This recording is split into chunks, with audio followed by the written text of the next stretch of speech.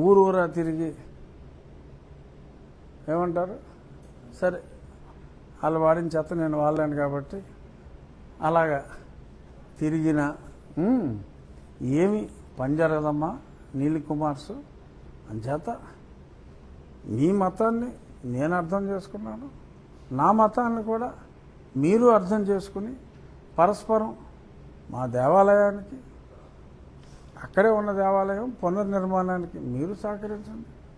మీకేమన్నా చర్చిలు, పాత మంచి చర్చిలు, బ్రిటిష్ కాలం నాటి చర్చిలు ఏమన్నా పునరుద్ధరించాలి, దానికి ఏమన్నా అవసరం ఉందనుకుంటే సహకరించవలసిన బాధ్యత మాకు ఉంది. అంతే తప్ప బలవంతంగా మత మార్పిళ్ళు ఇటువంటి వాటికి పాల్గొవద్దు. అమాయకమైన ప్రజల్ని ఈ రకంగా మీరు మతం మారినా కూడా మీకున్న రిజర్వేషన్లు ఏమి పోవరా? జగన్మోహన్ రెడ్డి గారు అసెంబ్లీలో పెట్టేశాడు, లేకపోతే ఇంకెవరో అసెంబ్లీలో పెట్టేశారు అంటే ఏముంది, ఆటోమేటిక్గా ఇవాళ కాకపోతే రేపు కాకపోతే ఎల్లుండి అయిపోద్ది. అది అవ్వదమ్మా, అది పార్లమెంట్లో పెట్టాలమ్మా. 2/3 మెజారిటీ ఉండాలి. Not less than 51% of the states దానికి ఒప్పుకోవాలి. ఇదంతా అయ్యేది కాదు. జగన్మోహన్ రెడ్డి ఏమి చేయలేడు. అలాగే ఇప్పుడు ముగించే ముందు మావిగన్ గురించి మాట్లాడకపోతే అది అసంపూర్ణంగా ఉంటుంది. జగన్మోహన్ రెడ్డి గారు అదే పనిగా పదే మావిగన్ వస్తుంది, నేను వస్తాను, మావిగన్ తెస్తాను ఆయన అంటున్నారు. ఈలోపు మరి అక్కడ లోకేష్ గారు అక్కడ కూర్చుని చంద్రబాబు నాయుడు గారు అసెంబ్లీలో నేను చైర్ చేశాను, మా స్పీకర్ గారు నేను ఇద్దరు చైర్ చేశాం. స్పష్టంగా ఇక్కడ పాస్ చేసి అక్కడ పార్లమెంట్ ఉభయ సభల్లో యాక్సెప్ట్ అయింది. అయితే దాన్ని ఉంది మళ్ళీ అసెంబ్లీలో పెడతాం, మళ్ళీ అక్కడ పంపుతామని చెప్పి ఆయన అంటున్నాడు. సో ఇప్పుడు అన్ని పార్టీలు అయిపోయినాయి, అక్కడ మద్దతు ఇచ్చారు. యువన్ పార్టీ ఏంట్రా అంటే యువజన శ్రామిక రైతు కాంగ్రెస్ పార్టీ. ఈ యూస్రా రై పార్టీ దాన్ని ఆమోదించాలి అని అంటే అక్కడ సరే ఇక్కడే రాదు, ఎలాగో అది వేరే విషయం. అక్కడ ఆమోదించాలి అంటే ఈ యూస్రా రై పార్టీ ఈ 2/3 మెజారిటీ అంటే అంత దగ్గర 300 చిల్లర సీట్లు, 50% కూడా కాదు. అప్పుడు 800లో 860లో కనీసం 470 500 చిల్లర రావాలి. 500 చిల్లర సీట్లు, 11 ఎమ్మెల్యేలు ఇక్కడ పార్లమెంట్లో 500 సీట్లు వచ్చి అప్పుడు ఈ మావిగన్ అన్నదే నిజమయ్యే అవకాశం రావచ్చు. సో దీన్ని బట్టి అర్థం చేసుకోవాలి ప్రజలు. జగన్మోహన్ రెడ్డి గారికి ఈ సబ్ రీజనల్ పార్టీకి తెలంగాణలో కూడా ఒక కౌన్సిలరు లేకుండా ఓన్లీ ఆంధ్ర రాష్ట్రంలో ఉన్న ఈ సబ్ రీజనల్ పార్టీకి, రీజనల్ పార్టీ కూడా కాదు సబ్ రీజనల్ పార్టీకి భారతదేశ స్థాయిలో, ఎందుకంటే ఇప్పుడు ఈ పార్టీలన్నీ సపోర్ట్ చేసినాయి కదా, ఈ మళ్ళీ ఏమి ఇంకో రకంగా స్థానం మార్చరు. సో అన్ని స్థానాలు రావటం సాధ్యమా? సరే ఆయన ఈ సంవత్సరం కాక వచ్చే సంవత్సరం ఎండింగ్కి ఆయన పాదయాత్ర చేసి రోజుకొక సినిమా చూపిస్తారంట. రోజు ఎంత సూపర్ హిట్ సినిమా అయినా ఎవడన్నా ఒకసారి చూస్తాడు, 2 సార్లు చూస్తాడు. రోజు ఆయన సినిమాలు చూపిస్తారంటే చూసేయడానికి ఇక్కడ ఖాళీగా ఉన్నారా? సరే అవన్నీ వ్యర్థపు మాటల మీద మళ్ళీ మనం టైం వేస్ట్ చేసుకుంటాం, మరింత వ్యర్థం.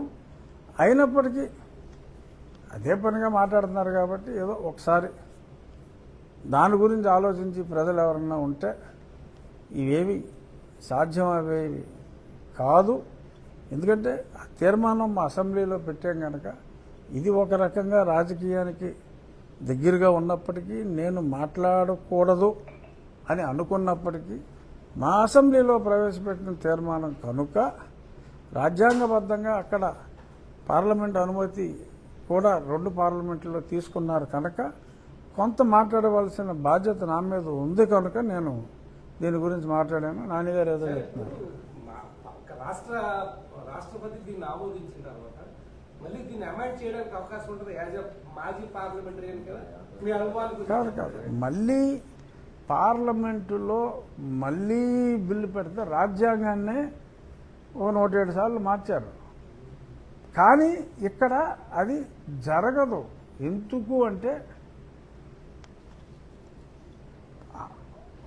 ఒప్పుకొని ఒకే ఒక్క పార్టీకి అంత మెజారిటీ వచ్చి వీళ్ళు మూర్ఖంగా మాట్లాడితే అప్పుడు ఏమవుతుందో చూడాలి. సో మీరు జగన్మోహన్ రెడ్డి గారు పార్టీకి రేపు ఆంధ్రప్రదేశ్లో సినిమా చూపెట్టిన తర్వాత మరి అన్ని భాషలు బయట ఊర్లకు వెళ్ళి ఓ హిందీయో బీహారీయో భోజ్పురియో ఇవన్నీ మరి ఆయన మాట్లాడేసి వాళ్ళందరినీ కన్విన్స్ చేసేసి ఇక్కడ బావిగారిని పెడతాను, నాకు బీహార్లో ఓటేయండిరా, బెంగాల్లో ఓటేయండిరా, బావిగారిని మార్చాలని చెప్పి అడిగితే ఓటేసేది ఎవడో. సో అంచేత ఊహాతీతమైన ఈ ఛాలెంజ్ని అసలు మనం పట్టించుకోవటం అనవసరం. మీ ప్రశ్న అనవసరం, నా సమాధానం కూడా అనవసరం.